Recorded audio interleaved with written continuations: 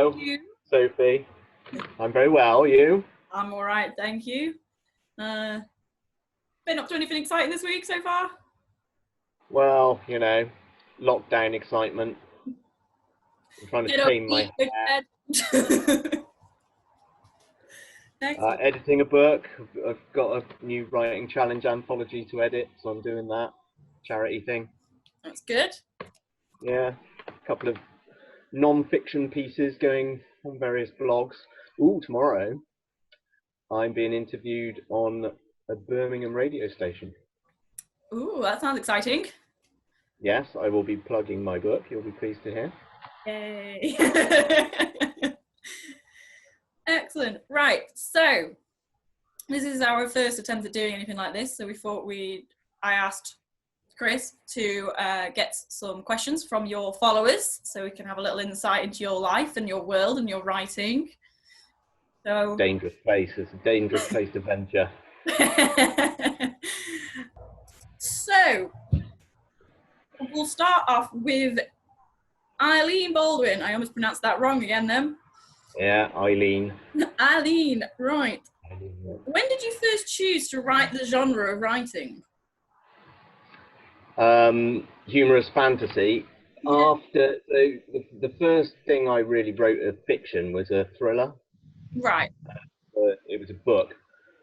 It took me about 3 years to write it, and it was really hard work, which is one of the reasons why I started doing short stories, because I thought that would be a quicker way of, for one, getting things finished, for two, getting them published, and for three, kind of learning what my voice was and what I like to write. So it was after writing that I started on the short stories, and almost immediately found humorous stories more appealing than anything else. So, for the last, I don't know, eight years, that's mainly what I've written. Ah, that's pretty interesting. So it wasn't really the direction you were originally thinking, but it just ended up working out better for you. And Yeah, I find it a lot, I wouldn't say easier, but it's more natural to write. yeah. I'm always making stupid jokes about stuff and find things funny that most people, I'm the kind of person that will laugh at a funeral, I'm pretty sure that's a Bare Naked Ladies song, isn't it? Yeah, exactly, yeah. So I don't know, I'm just drawn to humour. I've always enjoyed people like Terry Pratchett, so Yeah. it's going, following what I like. Fair enough. Eileen also asks, do you like horror films? Yes, but not modern ones. I'm a fan of like the old 70s ones. Like John Carpenter is my favourite film director ever, and he did Halloween and The Fog and The Thing. The Thing is the greatest horror film ever made. The Thing. The Thing, yeah. I'll be honest. John Carpenter's The Thing. I haven't watched The Thing, and I haven't watched many horror films because I'm a giant chicken. Now you might like John Carpenter's because they're more sinister. Right. Rather than making you jump every 2 seconds, there's just this underlying feeling of being uncomfortable throughout the whole thing, and that I enjoy that a lot more than I do all this whoa, it's coming out of nowhere kind of stuff. Yeah, I think it's more intelligent. It makes you feel more, like you say, rather than just jumping. Although to say that, I mean, I watched something like Stranger Things and I'm sat the entire time gripping onto George's knee in like stone shape. That is based, they are so heavily influenced by John Carpenter. If you watch that series, brilliant. But they've got nods to Carpenter, Spielberg, all those kind of real. I mean, Spielberg did Jaws, and that's a great. I mean, yeah. Would you class it as horror? I suppose you would. To be fair, anything that's kind of scary is horror to me. Like, yeah. I also I'm not very good at separating like thriller, horror, and it's just scary. Yeah. But those type of films from the 70s, I think they've got the characterization and the story that goes beyond the horrific element, and that's why I really like it. Yeah, so, rather than just blood and guts and gore and jumps, it's in the head, it's the atmosphere. Oh, that's pretty cool. I'll have to watch some of those old 70s ones then. Start with The Thing. The Thing, I will. The Thing. Right. We have another question here from Isabel Flynn. How important is bibliodiversity to you in the publishing books? And do you think that it will survive the big corporates? Well, it's important to me because I put a lot of these anthologies together with like 100 writers in each one, Yeah. and they're really diverse. We got writers from, I think I've got every continent now, someone from every continent in these different books. So from that kind of aspect, giving different people voices, which, you know, publishing's kind of, historically, it's all white males, Yeah. like me, that tend to have their books published. And it's nice. I like being involved with you guys because it's more diverse than that, and Yeah. it celebrates all sorts of different cultures and stories and techniques of storytelling as well from around the world. So from that kind of angle, it's really important to me. Yeah. And I like the fact that, you know, the way you guys do it, we all help each other out as authors as well. Yeah, You I know, think it's really good that you, like, especially yourself and a couple of our other authors, really work together and make it easier for us too, because we are such a small company. Like, as Isabel mentions, how is it to survive the corporate world? If we didn't have people like you who's willing to put the effort in, the guinea pigs, and do other things on the side for us, we'd really struggle. So, yeah, the big corporate world's a big scary place, but when you work together with other authors and other people, it makes it a lot easier to deal with, I think.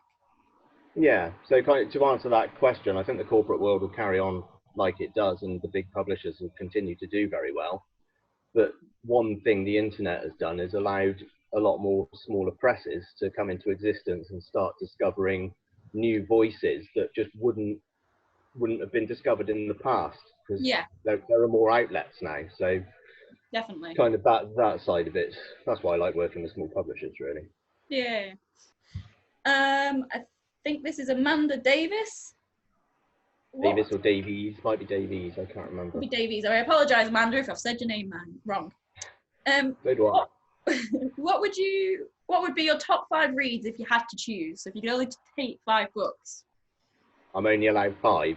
5. That's so unfair. All right, I will try. I'm going to cheat, okay? So I'm going to pick a series of books. Terry Pratchett's Discworld novels. I mean, that is definitely more than 5 books. That's about 30. But, you know, I've always loved Terry Pratchett, and right from the very first book all the way through to the end, I've read all of them. Yeah. And it's that the reason I like him is because, for one, he's got that kind of underlying sense of humour. Yeah. And for two, he manages to talk about humans and their behaviour in such a believable and interesting way throughout all his stories that, I don't know, they're mesmerising, if you like. I think they're really good. Stephen King's books, I'll narrow it down. The Dark Tower series that he did, I think that's his kind of magnum opus. Right. They're so good, and they're a mix of horror and fantasy. Yeah. So it's not, he's done all his classic ones like The Shining and things like that, which are brilliant. But the thing about the gunslinger stuff is that element of fantasy is not just horror. There's so much more to it than that.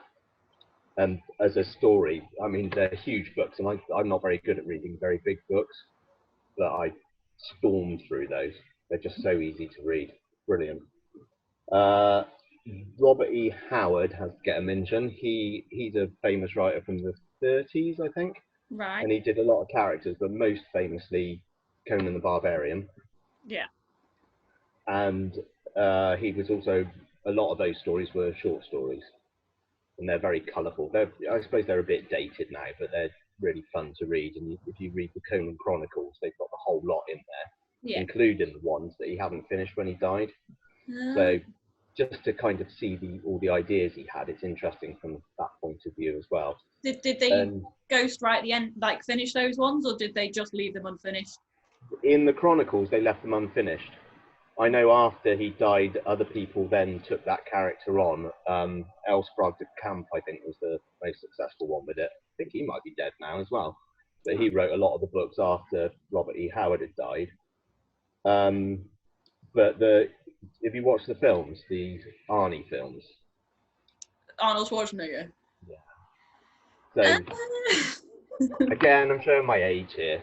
To be fair, if George was in the interview, yeah. But the first one, which is a good film, Conan the Barbarian is called. Yes. That storyline in that film is actually based on quite a few of the short stories. All So right. the characters and different storylines that run through it are based on those, and Yeah. yeah, they're really good to read. How many have I had now? 3. What am I Yeah. supposed to do? 5. What else? Douglas Adams, Hitchhikers, got to be in there. Yeah. Just for the sense of humour and craziness, and I think they're incredible. I've heard that criticised because Arthur Dent isn't really a things just happen to him. Well, that's Rather than him the world, isn't driving. Yeah, I've heard it criticised. I don't agree. I really like it. What else? Ursula K. Le Guin, she wrote the Earthsea Quartet. Again, it's 4 books, but when you get it, it's like Lord of the Rings, but that's 3 books, but it's in one. And hers is similar. And the language in that, again, it's a fantasy thing. The language in that's brilliant. I've had 5 now. I haven't even mentioned David Gemmell yet. You can't have any more. I think Isabel's probably going to be saying that you didn't pick 5 books, you picked 5 writers. I did. Sorry. That's okay. Sorry. Well, it's very hard just to pick 5 books, as you know. It is. I don't think I could pick 5 books, and no, it's difficult. No. Okay, so we have another one here from Amanda, and she goes, "What do you wish you knew earlier about publishing?"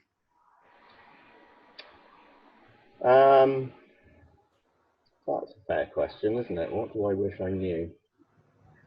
I suppose that if someone rejects your work, it doesn't mean you're rubbish at writing. Yeah. I think when you start off, you don't realise how often you get rejected compared to how often you succeed.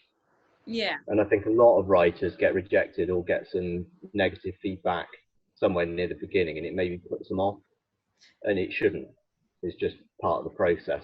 Well, me and George were watching QI last night, and they were reading out rejection letters for some books, and it included rejection letters for things like Lord of the Flies and how it was never going to get off the ground, and other amazing books today that we'd be like, this is great, Pride and Prejudice.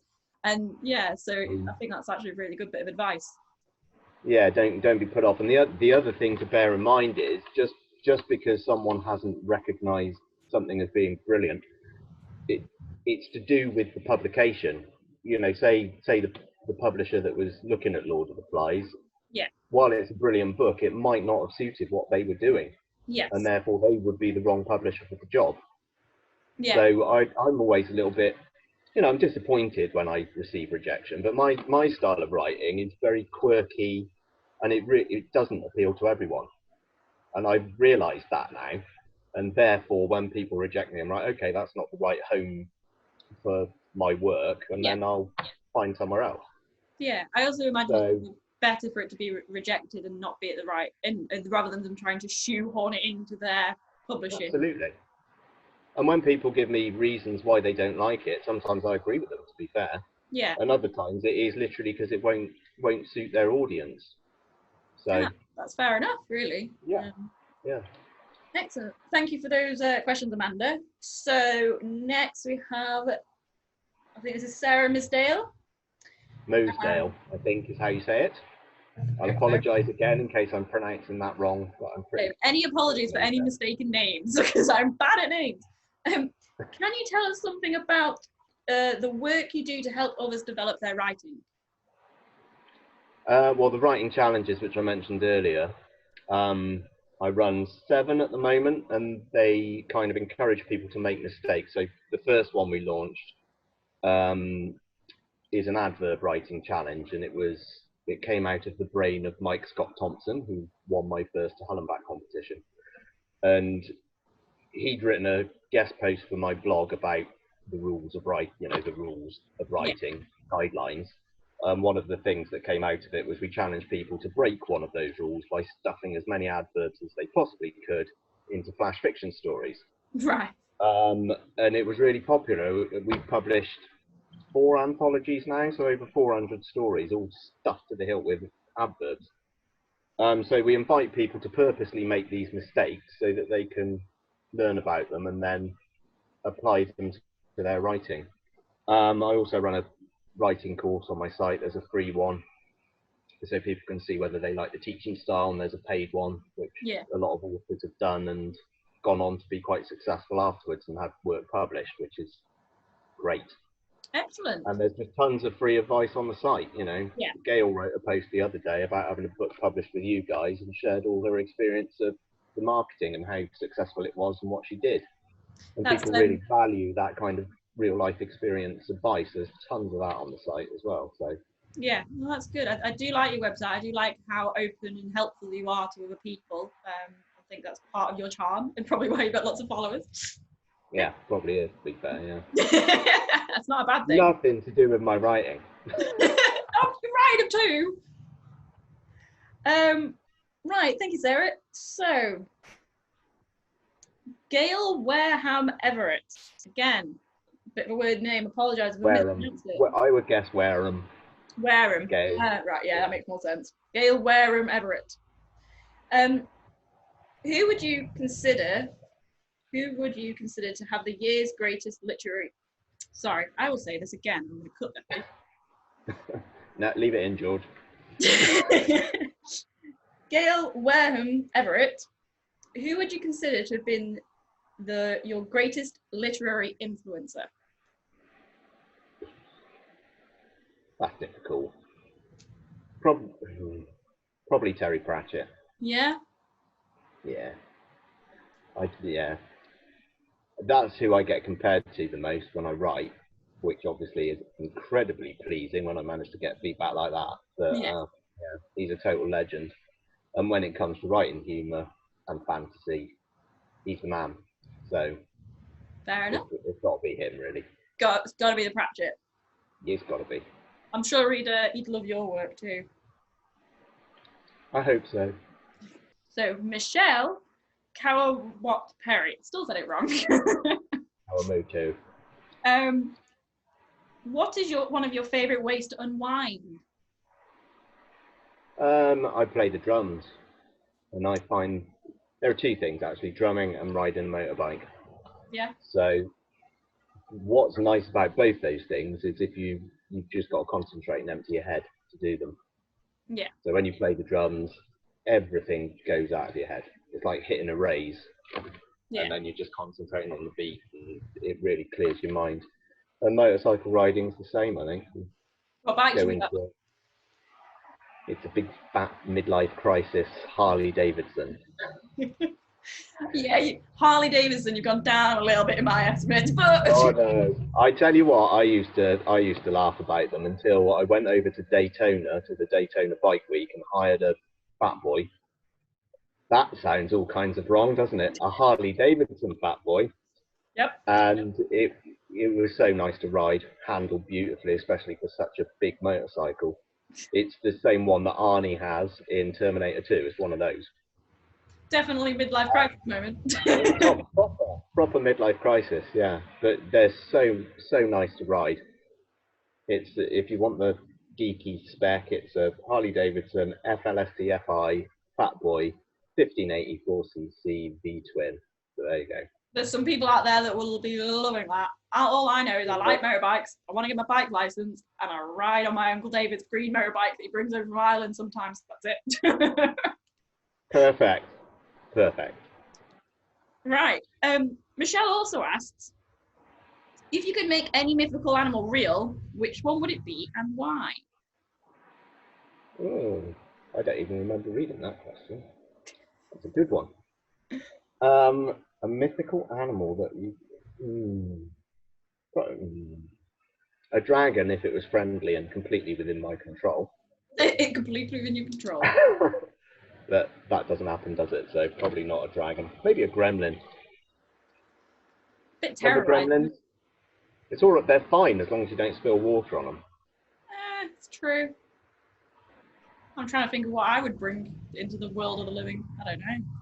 I think dragon would be mine. I always used to collect dragon figurines and paint them in artwork as a kid. So I'll have a dragon. I think they probably wipe out most of the life on the planet if they actually existed. That's the only problem with dragons. I guess it depends what genre you get it from. If you get it from like original dragon genre, death and destruction. If you get it from How to Train Your Dragon, Well, yeah, okay. How to train your dragon. One of those. Fair enough. And her last question, I don't know if you want to answer this one particularly. Was there a particular event in your childhood that helped shape who you are today? Well, there's one that I mentioned in the beginning of Alternative Afterlives. I really should have put a copy of the book in here so I could show it off, shouldn't I? Yes. I'll grab one quickly. It'll take me 2 seconds. Okay. He's back. There you go. Hello. So, in the intro to this fine book, which you lovely people published, there's I mention a childhood experience that stuck with me throughout my life, and it was when I was about, I don't even know how old I was, probably about 8, 9, 10, something like that.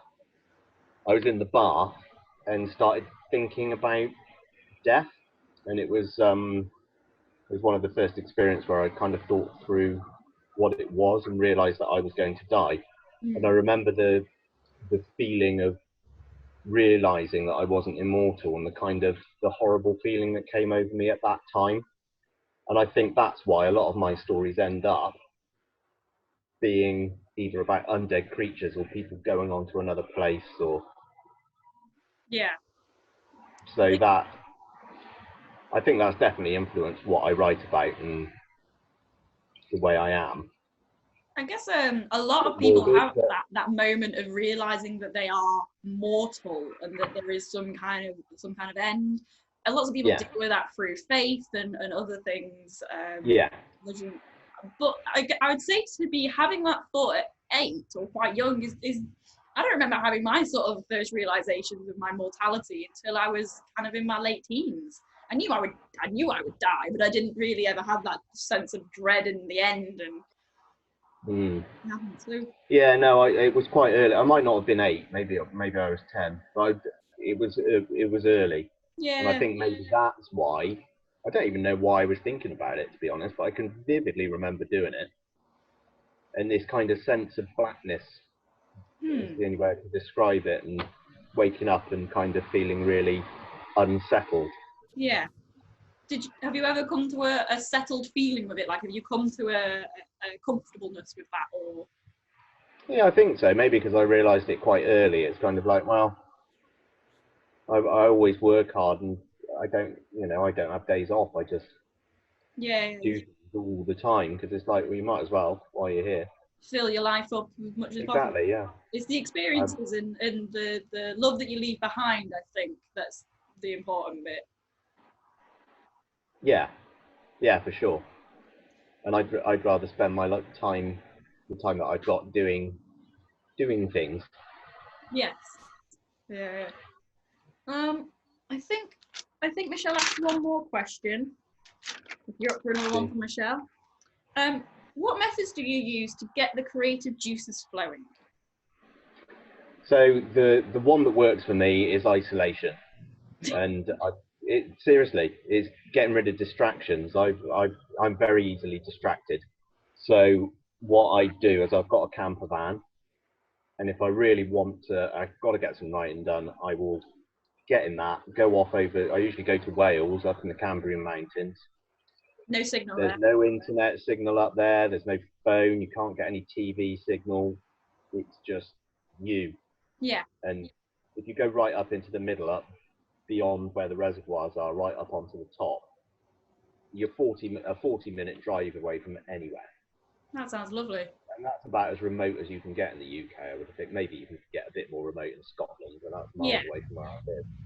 So I'll go up there, and when there's nothing else to do, that's when I get really creative and the story ideas come out. So really, after the end of this lockdown, we should see piles and piles of books ready to be published. You should, yeah.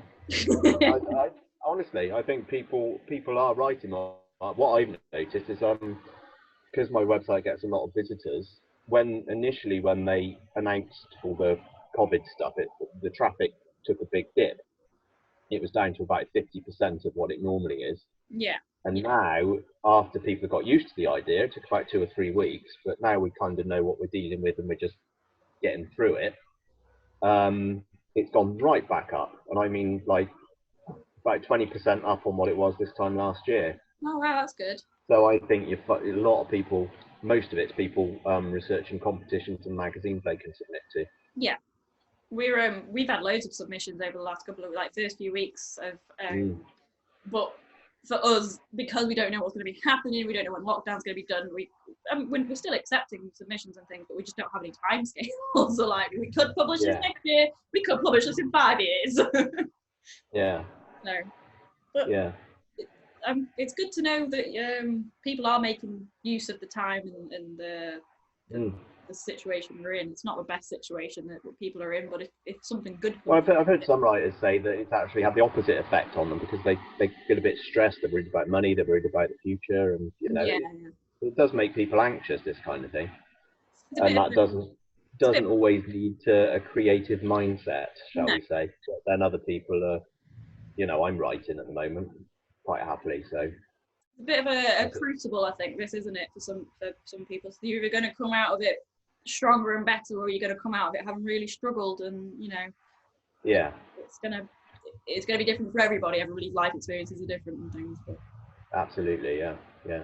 Awesome. So if in future we're ever waiting for you to give us a manuscript or something, just pack you off, lock you away somewhere, and give you the time. Literally. Shove me away with a computer, and something will come out the other end. Excellent. I'll keep that in mind. Right. So those are all the questions from Michelle. I do apologise again, Michelle, if I pronounced your name wrong earlier. So now I've got one from Anna-Marie Allen. And that is, how tough is it to keep your competition pages up to date? Did you do a lot of competitions? It's time consuming. So I've got these big lists of publishing opportunities on the site. I've got short story, poetry, flash fiction, novels, non-fiction. I'm just going to shut this door because there's lots of background noise. Hang on. And it does take a lot of time. So I get, I don't know, probably every day more or less someone will say, can I have a listing on your page? So they get updated. At least one of them will be updated most days. Yeah. And I do every January, in that kind of dip between Christmas and New Year and people going back to work, I overhaul all of them, check every link and make sure the details are up to date, and that takes, I don't know, about 10 days probably. Yeah. So it is a lot of work, but I think it's about 70% of the traffic that goes through my website is through those 5 pages. There's hundreds of pages on the site, but I'm up to about 1,000 visits a day, and about 700 of them come through those pages. So it's worth spending the time on from that point of view. And it's really helpful. That's why people know who I am. Yes. I'm sure. They find the site and find it useful and value it. So. Yeah, no, I think people love to be able to put their stuff into competitions, especially if they're not wanting to publish, but they can go, I've got something here that I've had for a while and I'd like to do something with it, but it's not enough for a full publication, but it's enough for a competition. Yeah, and there are hundreds out there. Yeah. It's just handy to have it in one place. So the reason I started doing it was because I had a spreadsheet where I was looking through and researching, so that I could find places to submit. And I thought, well, why don't I share this? Because everyone's bound to find this useful. Yeah. Saves them a lot of work when it's all in one place. So I do it. There's a few other websites that do it, which I also link to on the pages so that people can take a look through their listings as well. And Excellent. So there you go, Anna-Marie. It's time consuming, but worth it. Yeah,